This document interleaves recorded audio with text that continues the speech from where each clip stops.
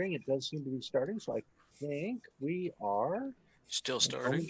I think we're live, and right. we are live. So, welcome everybody to another Tuesday. And tonight we have Scott doing an AMA about pretty much anything that he's done, or any of the folks that have done maintenance on stream in the last 7 months. So I know we have a number of questions that have been submitted in advance. If you're watching us on Facebook, I think we're going to be able to pay attention to your questions there. Otherwise, we'll see you on Discord or here in the Zoom chat directly. If you're watching us on Twitter or Twitch or any of the other venues or YouTube, we're not monitoring those live, so your questions won't necessarily get answered right away. That said, we have been trying to go back through and look at the responses to the videos to make sure that those questions get answered. So tonight it's the Bench Doctor Does AMA.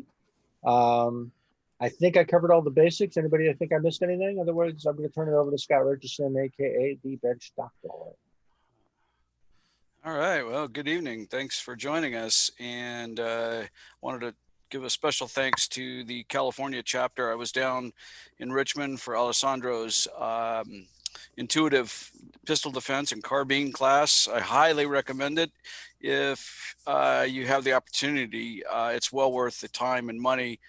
I've taken the pistol portion of it twice now. The carbine was the first time, and I learned a lot of things.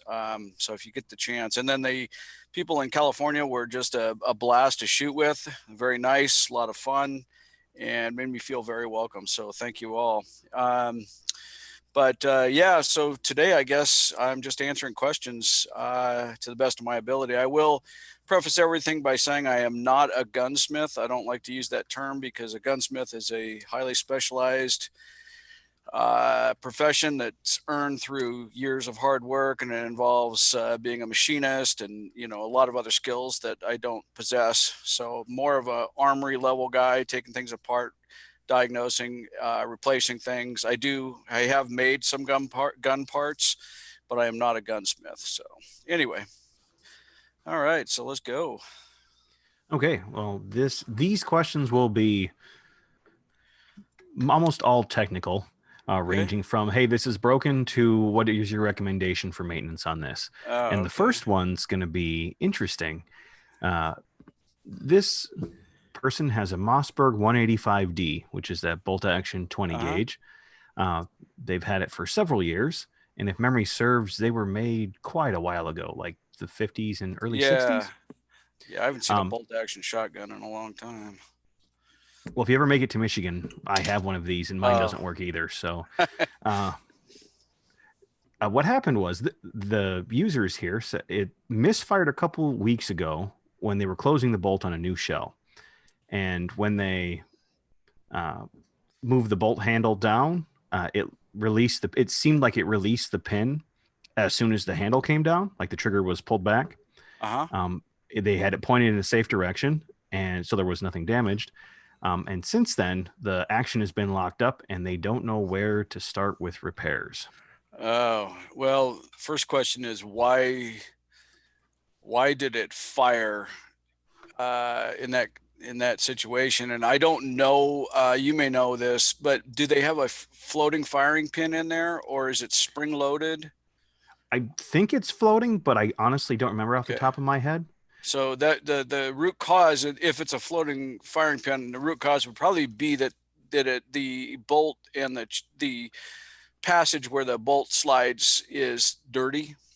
And so when you get it open, I would clean the hell out of that, because you can get accumulated grease and junk and carbon, and if that firing pin is protruding, this will happen on older SKSs. It doesn't retract, and therefore it slams the primer when the bolt closes, or when the bolt goes home. To get it open, if you're 100% sure that it's not a live round, just take a rubber mallet or this works on Mosins as well, but something like this that's non-marring, or a brass hammer, or a block of wood and a hammer if you don't have a dead blow hammer or something that's not steel. And you're not going to hurt the bolt. Those things are pretty strong, so you're going to want to pound it open with something like that. It's a real common problem with Mosin guns. Anybody that's had one and fired it a few times, it gets hot and the bolt sticks. So you need to probably flip the gun over and pound the bolt down. I wouldn't go like, all crazy on it, but you can smack them pretty hard and knock them open. And then from there, I would break it down and take the bolt apart and clean it. And if that's not something that you're comfortable with, any gun shop that's reasonably competent should be able to take one apart and clean it and inspect that firing pin very carefully, and also inspect that firing pin channel to make sure that there's no burrs or it's not occluded or something. I'm going to add 2 cents to that on the not able to open it side, because that's what mine was doing. The stock actually broke inside and the whole thing shifted back, so I couldn't move my bolt handle. So again, with Scott's note about making sure if you're 100% sure that the shell has been expended, you can also take the action out of the stock and see if that frees up the bolt handle. That's what I had to do on mine, and now it just sits in the closet without being touched because I'm not going to replace the stock on a $100 gun.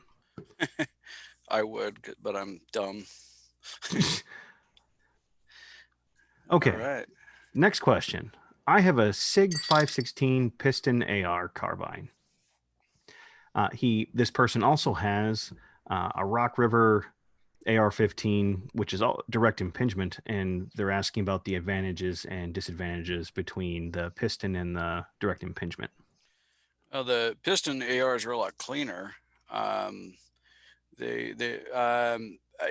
don't own a piston AR, and I know they run cleaner.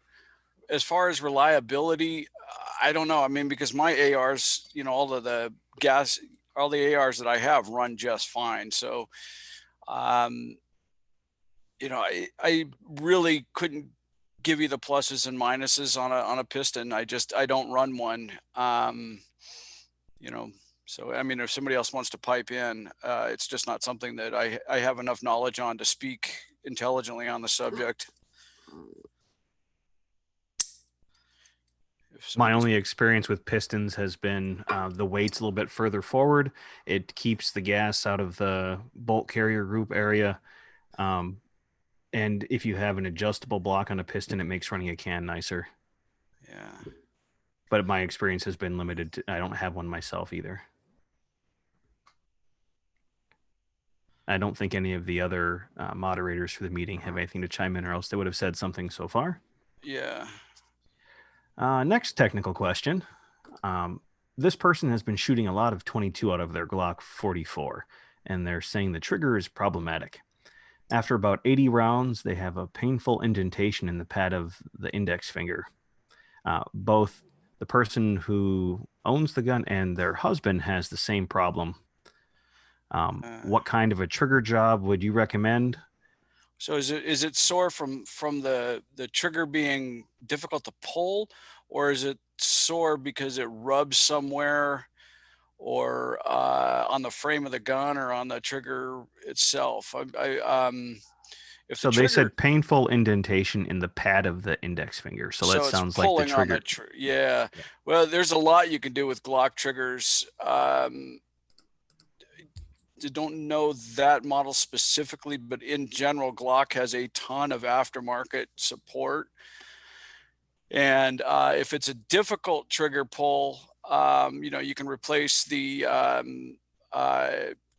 disconnector, or the connector and springs, but you can drop whole new triggers in those things. There's a lot of people that make aftermarket triggers that may fit your ergonomics better. If it's just the shape of the trigger that is bothering you, the Apex and Lone Wolf, there's a lot of third-party manufacturers that make stuff that would solve your problem, I believe. And they're not hard to work on at all. Glocks are super easy to take apart and put back together. And it's something that you could do without buying a whole bunch of tools. You know, you just need a punch and a small hammer and maybe a pair of needle nose pliers and some patience, but it's not hard to do.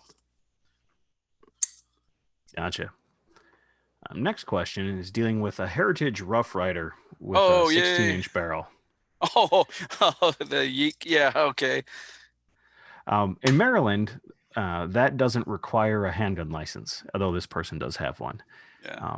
Since childhood, they have been enamored of the idea of a buntline special, and they wanted to find a nearby gunsmith who could fashion a removable stock and put it on there.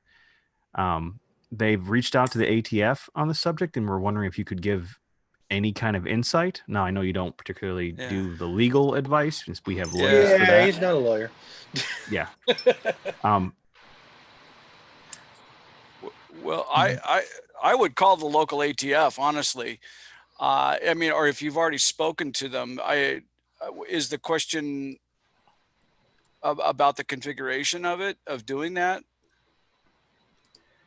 It sounds like they want to know about the legality between going back and forth. And my non-lawyerly and non-legal advice understanding is that once something becomes a rifle, it can't go back to being a pistol. Well, on an AR-15, you buy a receiver, and it's categorized as other. And now that, you know, this is about ARs, but I would ask the ATF directly if this applies to the Heritage. And once again, yes, I'm not a lawyer. So, but with an AR, so like this is a AR-15 lower receiver. This is an 80%, but if it was transferred, it would be transferred as other. I can then take this and make a pistol out of it, and it's an AR pistol. And but it has to be a pistol to start with. I can't take the receiver for this AR and convert it to a pistol because it's a rifle. So it can't go from rifle to pistol, but it can go from pistol to rifle and back. I had this conversation with an ATF agent before I did it. I wanted to make 100% sure. So now your Rough Rider is a pistol with a 16-inch barrel, and 16 inches is the minimum length for a rifle barrel. So if you wanted to put one of those shoulder stocks on them, my guess is that you will be legal. I would double check with the ATF, and you'll find that they're very nice to deal with. They have a representative at gun shows and things like that, or you can just call their number and ask them. And then also, if you find a manufacturer that makes what you're looking for, they should have an ATF letter that addresses the subject. So if it's ATF compliant, they will, ask them for a copy of that letter, and they'll send it to you, saying, to prove to anybody that it is a ATF compliant device. So I don't know if that answers the question, but. So the answer is go bug the ATF some more, from the sounds of it, because we don't want to give out legal advice. Right. Right. I just know that legally it can't be a rifle and convert to a pistol. If it was right. The only gun that I'm aware of that is even allowed to possibly do that is the Thompson Contender. Yeah. There is a letter that you put in the rifle case with your gun from the ATF that says this gun can be legally converted back and forth because of its modular nature. Right. So long as it doesn't violate the other rules and turn it into a short barrel rifle. So. Right. Yeah. You can go from. And we're not lawyers, so nope. Let's skip ahead. Because, okay. Yeah. Call the ATF. Call the ATF. Ask your lawyer. If it's not a Thompson Contender, the answer is probably no. Gotcha. Hey, Ed, we had a comment saying that the YouTube stream is no longer working. If you want to take a look at that while we go on to the next question. Look at that right now. Excellent. The next question is very much an opinion question on what you think about pistol braces. Is that something you would like to chat about, Scott? Sure. On ARs? Specifically the Honey Badger and the recent ATF. Oh, yeah. See, I have a pistol brace right here. Hey. Well, I don't want to get into what's going on with the Honey Badger. Everybody's got opinions, and mine isn't any more relevant than anybody else's. I think what bothers me isn't so much the the thing with the honey badger in particular, it's just the ATF making laws, basically. You know, they're not a law making agency. They're there to enforce. And law so enforcement agency. And I'll go ahead. It's like the ATF makes capricious and arbitrary decisions. Those capricious and arbitrary decisions sometimes get challenged in court. Sometimes the people challenging those decisions win. Sometimes they don't. It would be better if Congress made law. Congress isn't going to make law because Congress is log jammed. And so I think if we, I'd rather skip the questions around legality and whatnot, because that just seems, that ain't the point, right? So he's an AMA for Scott on stuff that he's talked about and done. Braces are legal in certain jurisdictions. Yep. They're not legal in other jurisdictions, and the feds have currently allow us to put braces on our guns in the jurisdictions that they are legal. Right. They're cool. They work. And it's a way to get around the SPR tag. But I don't think that's the good. This isn't a good venue for that. So if we want to have an AMA with a lawyer, we'll find a lawyer and we'll talk until we're blue about braces and SPRs, etc. Roger that. All other legal questions I will skip over. I have a silver pigeon for clays. It's a bit heavy for pheasants at around 8 pounds. Any recommendations on a 6 pound over under or shotgun? I'll have to pass on this one because I'm just not a shotgun guy. If somebody else in the group has an opinion or a recommendation, I'm all for it. But it's just really not my forte. Well, the rest of the question is buying another gun overkill? At which point, never. Yeah, buying another gun is always buy the another answer. gun. That's always the answer. Unless my advice is always buy another gun, unless it's going to put you in financial jeopardy or marriage jeopardy. But otherwise, buy another gun. Okay. Next one was talking about the Prism Scopes for shooters with astigmatism. Yeah. Apparently there was a thread on Facebook about it, and they found it very interesting. They like to know a little bit more about Prism Scopes versus red dots, if you have comments along those lines. I run a prismatic scope on my AR right here. This is a Vortex Spitfire. It's a 3x magnification, and I don't have astigmatism, but I like it over red dots for various reasons. One, it has an etched reticle. So, it'll also display in green or red. Some people see green better in bright sunlight. But the etched reticle means that if the battery's dead, you could still see the reticle. Unlike a red dot where the battery's dead, the red dot's just there. And then with a red dot, a lot of people run backup sights because, if my red dot dies, I need some ability to aim the gun. With a etched reticle on a prismatic scope like that, your reticle is still there.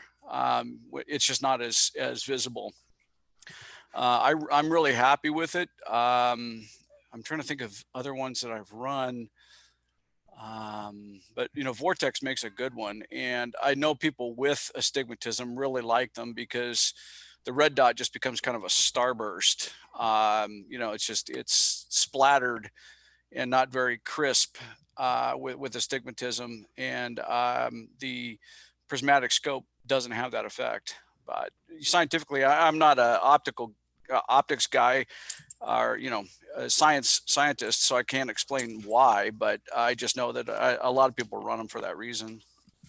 So if I can add my 2 cents, because I run Prism and I run a red dot. I run a red dot on my PCC9, and I run a 1X Prism on my AR, and I do have an astigmatism. What I found that I find really interesting is I don't get the starburst effect with the red dot if I don't wear my prescription glasses. Huh. I see the red dot clearly. And because it's, the stigmatism affects my near vision, I don't have a problem with the target acquisition at distance using the red dot. I do like the Prism better because for the very same reasons that Scott was talking about, the etched reticle.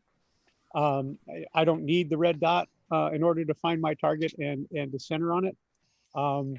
I don't use a magnified one, but that's just because I only wanted the Prism for in close distance for the IDS class that Al taught. So, but I find if I were going to change the sight on my PCC carbine, I would probably go to the Prism scope because of the etched reticle. But I don't have a problem with the dot until I go to really high intensity, which you really don't want to do anyway, because it's going to star out no matter what. If you go to the brightest setting, that's just been my experience. Well, thanks for the additional input, Lonnie. I also have a really bad astigmatism, so the next time I go to the range, I'm going to take off my glasses and see if it's the same experience. Interesting. Yeah. Next question. How difficult is it to build a muzzle loader from a manufacturer build kit like Traditions? I haven't done a lot of them, but it's not terribly difficult. They're a lot more forgiving than other guns, but I know Ed's got a lot of experience with black powder, so he may be able to answer this question with a little more depth of knowledge. I'm sorry, I stepped away. Yeah. I didn't think I was told I wasn't going to be on camera tonight. What was the question again? I'm sorry. About No building problem. those black powder Traditions kits. Yep. And how difficult it is. And I was saying that my experience with them is it isn't terribly difficult. Oh, it's not. So black powder is actually pretty easy. If it's frequently easier if you've got somebody to show you how to make that first shot. But if you don't, Dave Bose actually has done a couple of short YouTube videos that are on the channel and then on his channel on sort of how not to screw it up. Getting into black powder is actually pretty straightforward. You get a Traditions kit. Those Traditions kits are hard to screw up. Especially if they're the inline 209 ones, because you get a 209 shotgun primer and you buy pellets of Pyrodex or whatever the pellet equivalent actually is. I've now forgotten. And you put 1 or 2 pellets down in the equivalent of the minimum/maximum charge for the gun, which is probably right in the manual. And there's a little bit of tamping with the ramrod to make sure there's no extra air gap in it, but it is pretty straightforward. So yeah, I would say it's like any other endeavor in this area, which is just take your time and do the prep work. If there's any metal finishing or wood finishing, just go slow and do the prep work, and it shouldn't be difficult at all. Yeah, and the thing with black powder is it's just like with real reloading. You don't want a lot of air gap. Yeah, air gap is bad. Black powder is you want the bullet pressed down into the powder. So that's different from actual, loading smokeless powder, because you'll get pressures and whatnot. You want everything tamped down into the barrel with the ramrod until it doesn't go any further. It's not too hard to get right, especially with a modern gun. Now, if you're talking flintlocks or cap locks or matchlocks, then there's some nuance that you're going to want to be careful with, especially if you're talking loose powder. But like an inline 209 percussion gun from Traditions or one of the other manufacturers, you drop the powder pellets down the front of the gun, you shove the bullet with the sabot usually down the front of the gun until it doesn't go any further, and you open the back of the breech and you put a 209 percussion cap in, you lock it up, and then you aim and fire it just like any other gun. You're building the bullet in the barrel. Excellent. Thanks for the input. Scott, what is your recommendation on people who own commercial M1 carbines? Do you recommend them selling or keeping? Nah, I mean, if it runs, run it. I have one that's everything is GI with the exception of the receiver, which is made by a company called Aspen. That was just sort of a flash in the pan, but the receivers, it's survived 50 plus years and it runs really well. So, I would just keep it. If it's one of the universals, the early ones were really, really good guns because they were mostly GI. The later ones, they strayed and started doing their own thing. And, they're not nearly as reliable. Some are, some aren't, kind of like, Century Arms stuff. If you have a good one, I'd just keep it and enjoy it. They're just an awesome platform. They're a lot of fun. I just realized that, you're never going to make a lot of money on it. It's never going to be worth much, but for just pure pleasure, they're a kick. Now, if it's not running properly, you're going to have a difficult time getting it running properly and finding parts for them. You're going to pay dearly on Gunbroker to get some of those weird specialized bolt parts and springs and stuff that Universal did. But I wouldn't sell. If I had one and I have one and it runs, I would never sell it. I really enjoy it. Well, I think this goes back to never sell anything, always buy more guns. Yeah. Well, I buy and sell all the time, but if I love a gun, I just keep it. And of course, I don't really look at it from a profit loss perspective either. I lose money on some, I make some on others, but just avoid financial hardship in the sport and you'll be all right.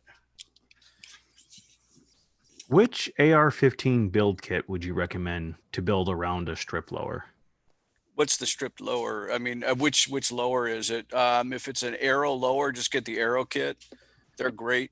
They're really good. I've built them from just about every tier of AR, and I mean, yes, you're going to have a better time overall buying,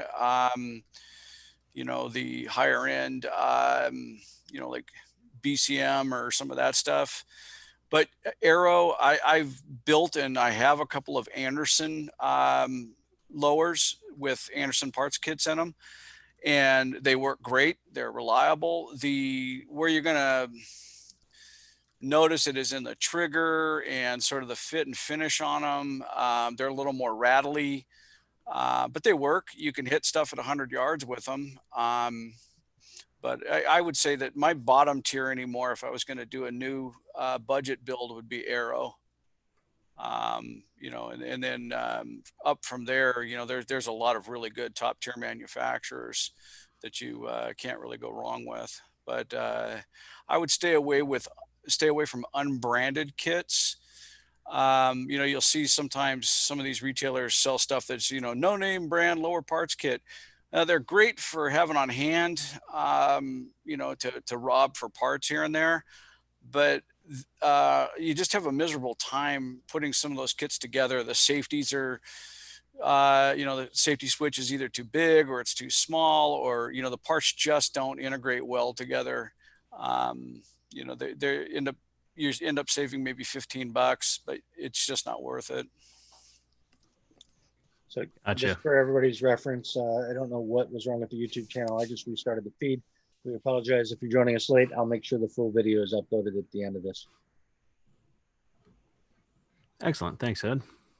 Speaking of AR-15s, what are your thoughts on shimming the barrel extension in an effort to better accurize an AR-15? Is it actually worth the effort, or is there a better way to improve the lockup between the barrel extension and receiver? I don't think that it's worth the effort, because at the end of the day, it's still an AR-15 and it's only so accurate.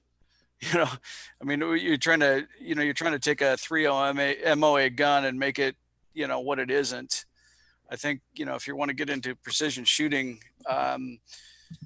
it's really not the right platform for that. Yes, they can be very accurate, but I don't know. To me, it just would seem like a lot of effort for diminishing returns. I mean, to take the barrel extension off and then figure out the correct shim and then get it all back together and, just pressing. I don't know. Me personally, I wouldn't do it. I'd go with a different platform or a different caliber. Gotcha. I mean, what's the objective? You want to be shooting out to 700 yards with an AR, or are you trying to get to be like half MOA at 100 with, I don't know. Gotcha. Yeah, I'll just add my 2 cents. The AR was never designed for high accuracy at distance. It's basically was designed as a rifle to be able to make center mass at like 100 to 200 yards fairly consistently, but the design itself was never meant for long distance accuracy. It just didn't make sense for why it was designed at the time that it was designed. But I am all for experimenting. I mean, if it's something that you wanted to do, I'd go into it with the expectation that it may not achieve the goal, but it might be fun to play around with if you have the tools and the time.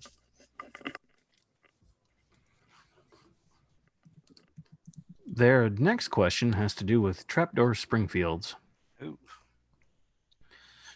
They're talking about modern smokeless rounds and how you can tell if they're safe or not. And the conversation in chat was so far been you typically Google them and it'll say if they're safe for trapdoors. But if you're in a store and you don't have your phone on or something like that, do you have any easy tips to? No, I see. If I had a trapdoor Springfield, I would hand load for it, and I would stay way low on the chart.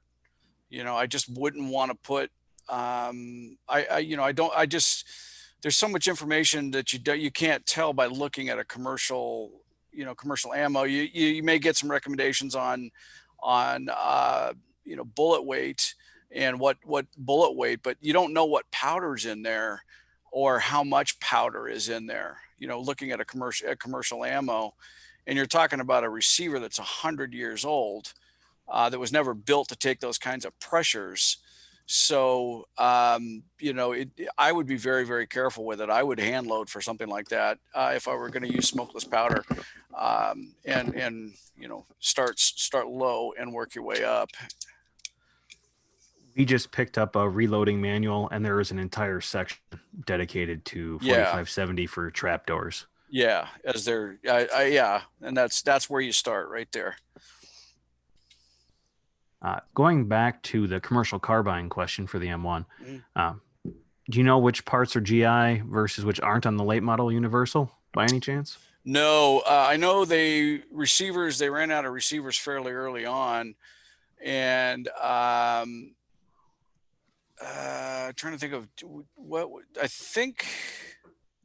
I honestly don't know because it changed over time.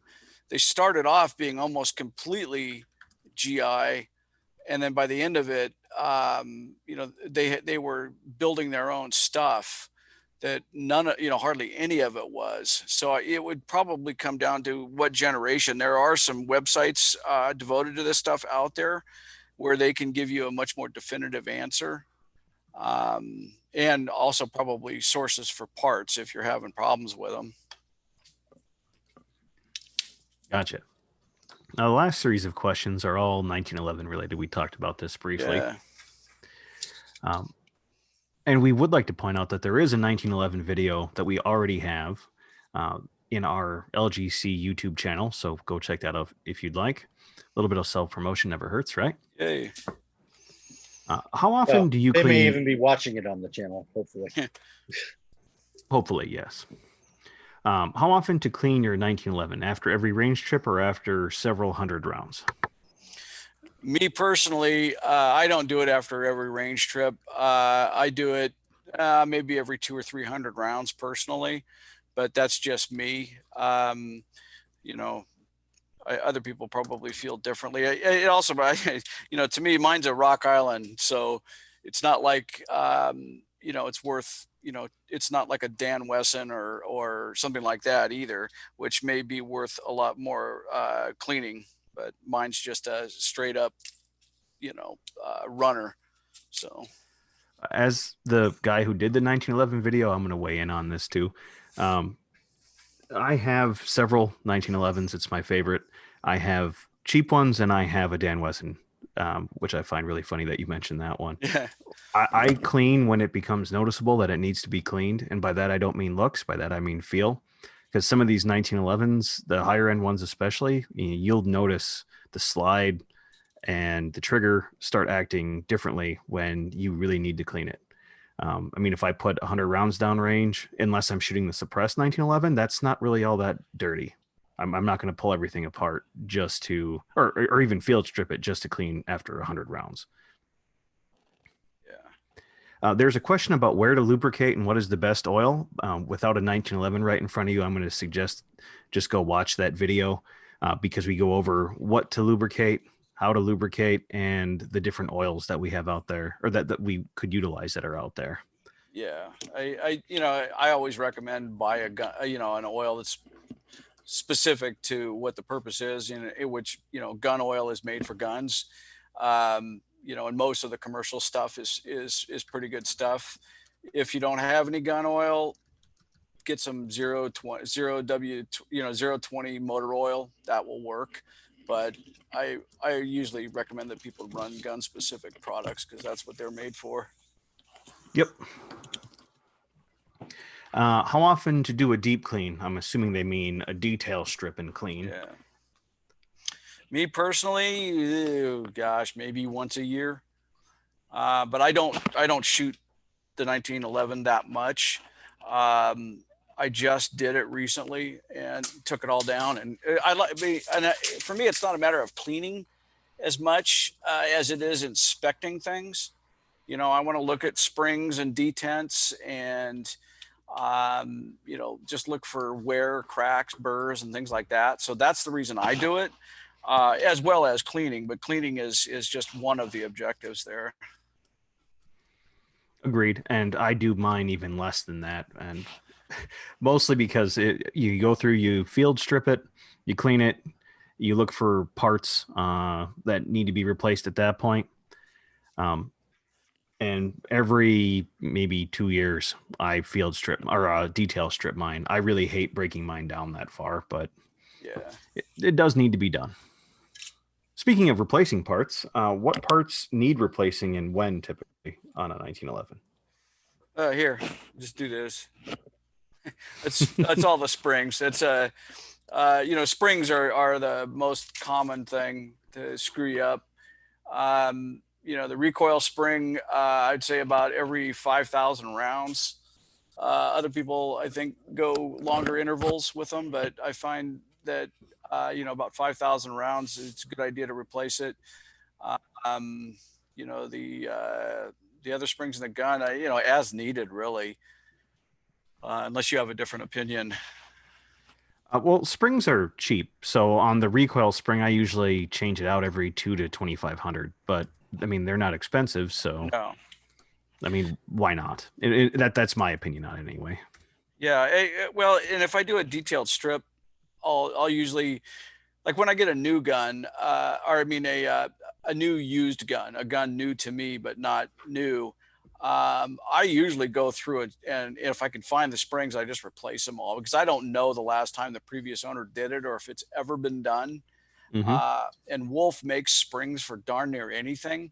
So usually I just grab all the springs I can find and just replace them. And, if I'm going to tear into a gun and take springs out, I'm going to go ahead and replace them because I'm there anyway and they're cheap. I completely agree with that. If you're going to detail strip, and again, I only do mine every 2 years. It's like, well, I might as well just buy another set of springs and do this while I'm in here so I don't have to do it in 700 rounds or 1,000 rounds. Yeah. Are reloads bad for a 1911? No. Some are. No. You have to do it wrong. But no, they're not. I run nothing but reloads in mine, but they're loads that I did. I wouldn't buy anybody else's reloads or unless I absolutely knew this person very well and their attention to detail. But no, reloads aren't any better or worse for your gun. You can hand tune reloads and get the most out of your gun using reloads. It's going to be you're going to be more accurate and get more of what you want out of the gun by tailoring the load to that specific gun. But people have blown guns up by running unknown reloads through them, and but no, there's nothing inherently wrong with, like, say, uncoated lead bullets in a 1911 versus, say, full metal jacket. I know some older 1911s don't run hollow points very well. Newer ones are designed to do it, but no, I don't think there's anything particularly bad about them. Agreed. I ran reloads through several of my competition guns and EDC stuff when I was out shooting it. I've never really had an issue unless I didn't do something on my end, like case gauge the round and found out it was a bit too long or something like that. Yeah, but I'd stay away from unknown sources of reloads. I do it yourself and don't shoot others. Yeah. How to store for the long term?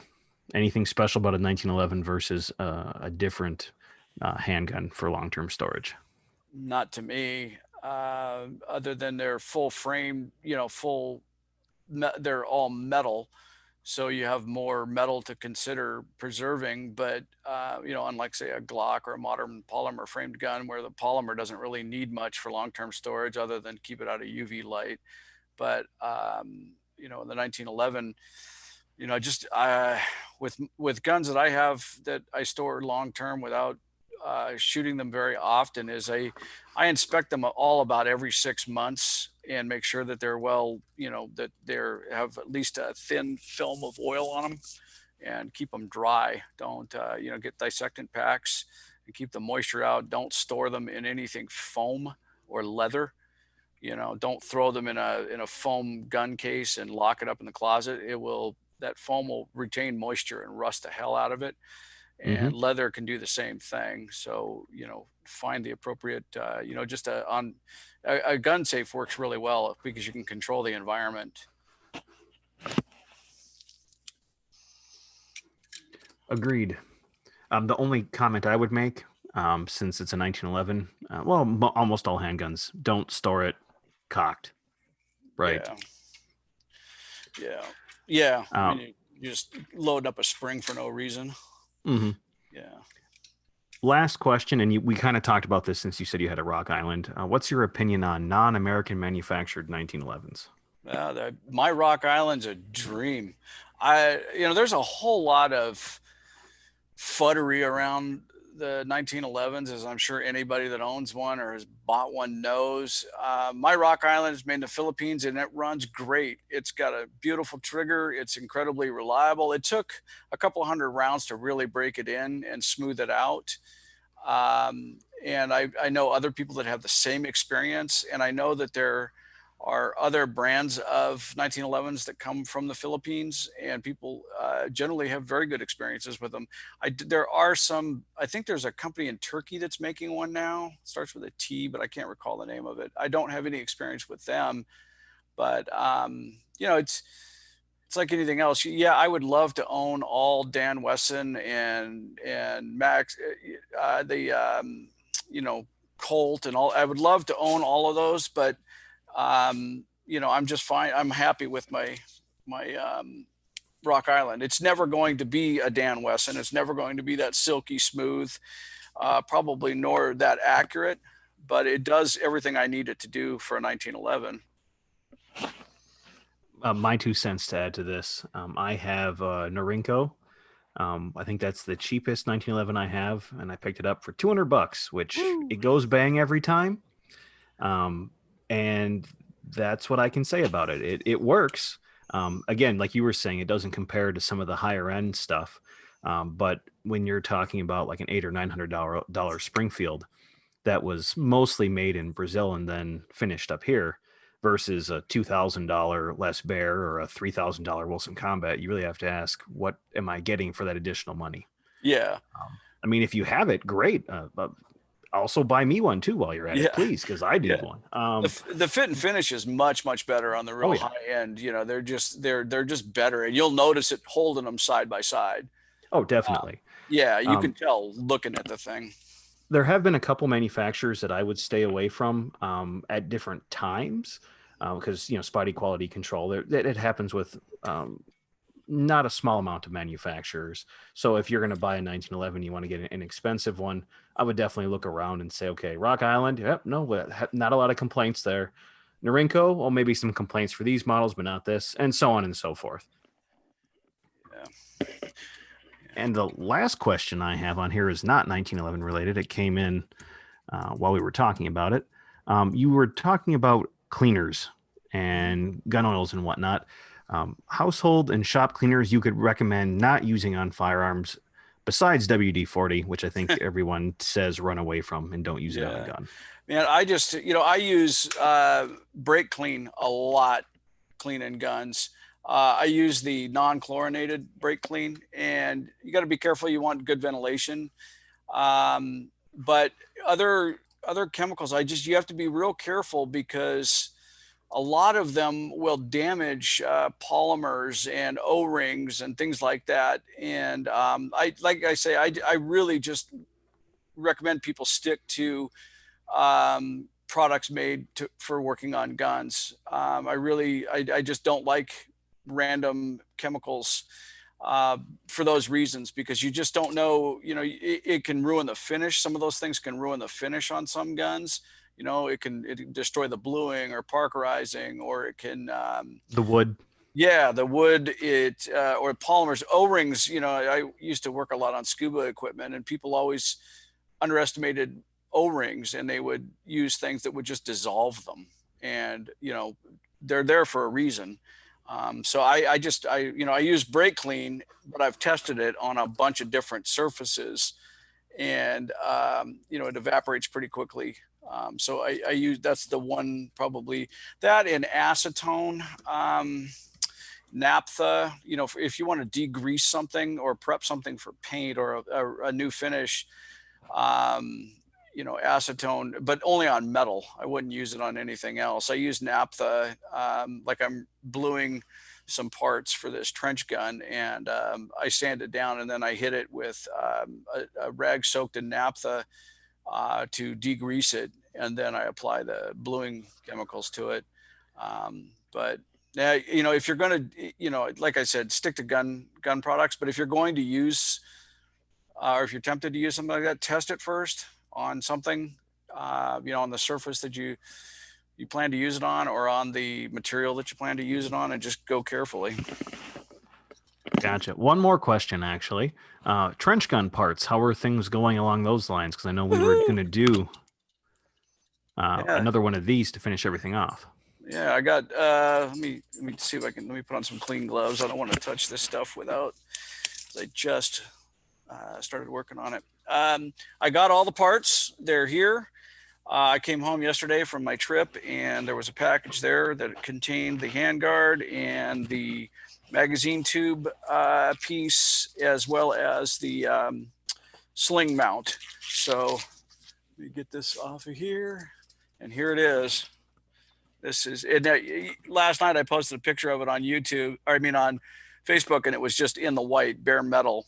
And I wanted to match the gun because they were blued, when they were put on the guns. So I began bluing it. I sanded it down last night and put one coat of bluing on it, and then carded it off, and wiped it back down and threw another coat on. So tomorrow this will get carded again, and I'm going to try to get it close to the same shade. It's a different alloy, so who knows if I can get it the same shade as the barrel. I don't really care, because I think they were probably not matching.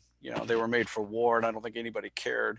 But they're all here, and I think next week we have a special panel for I don't know if it's devoted strictly to African Americans, but I think it's a panel related to minorities and gun ownership.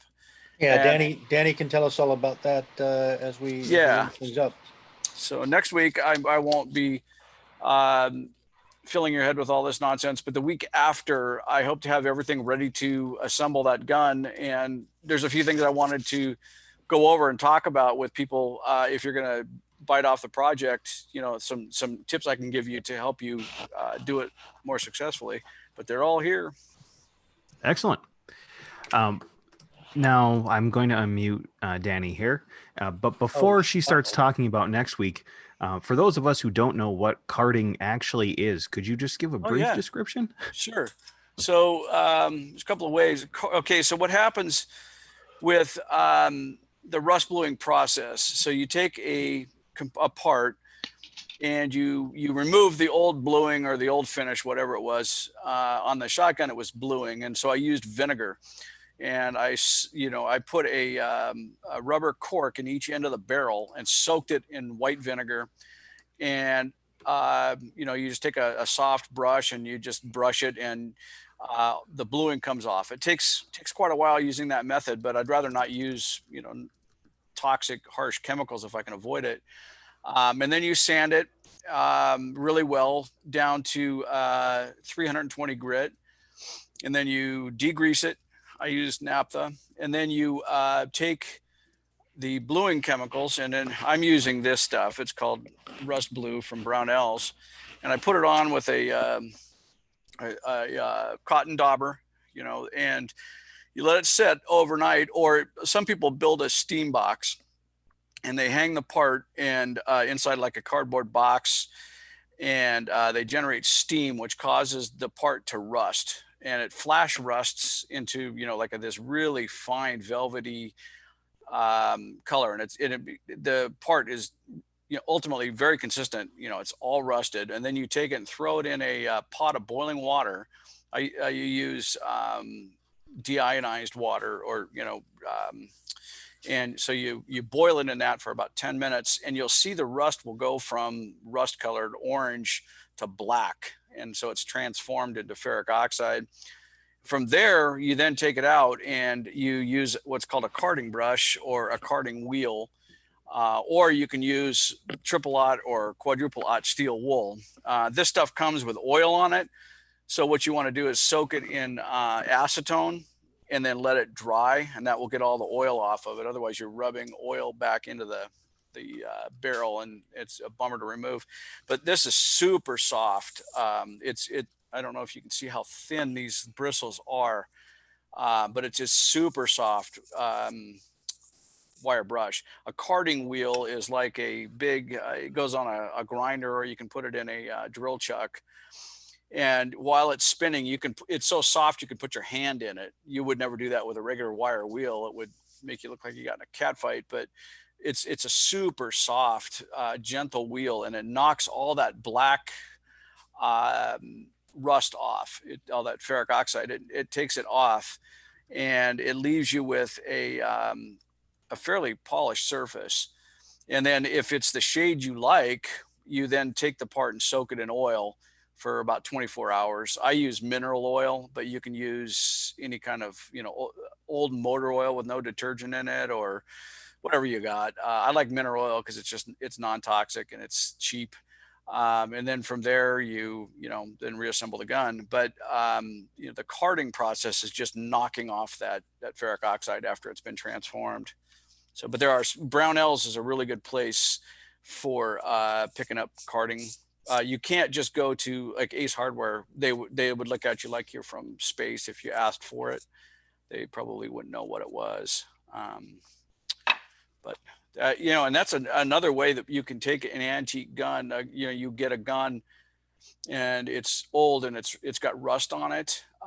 Most people's inclination is to just grab some steel wool and just go to town. I would caution you against doing that. I would take it, and if you can, take the gun apart and boil that part and transform that rust, and then take it off with a carding wheel.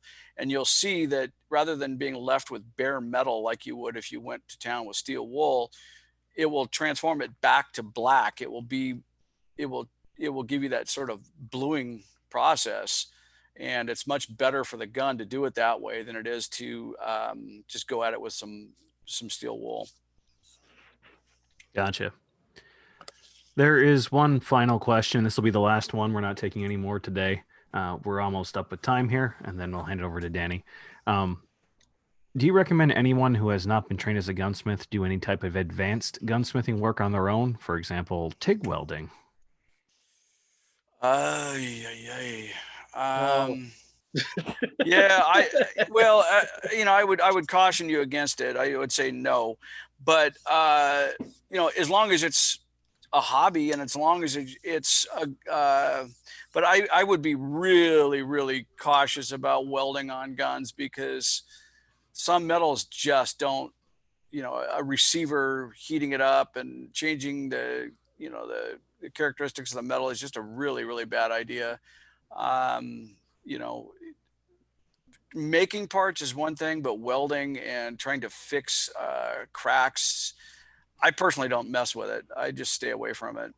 As Gotcha. someone with welding experience, I would just say have a spare part in case you mess it up, Yeah, I weld stuff, but I don't weld stuff on guns. I wouldn't weld anything related to a receiver or a barrel or anything that's going to be under pressure. If I were welding an accessory, like say a busted sling loop or something like that, yeah, sure, why not? But I would stay the heck away from receivers and barrels and chambers and things like that.